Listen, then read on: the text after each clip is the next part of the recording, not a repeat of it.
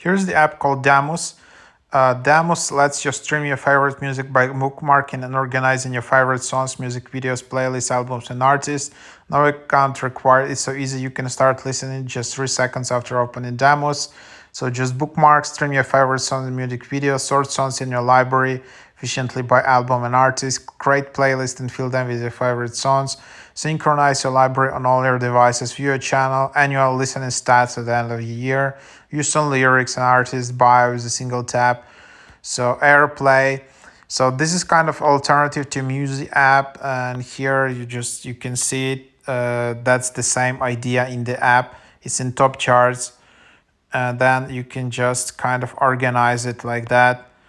I think it's just synced from your YouTube, and then just basically you can just use this app just for organizing and bookmarking songs in a better way and more minimalistic way compared to YouTube and some other services. And then you can just see some of the settings in here, and so that's what it is, and there you have it.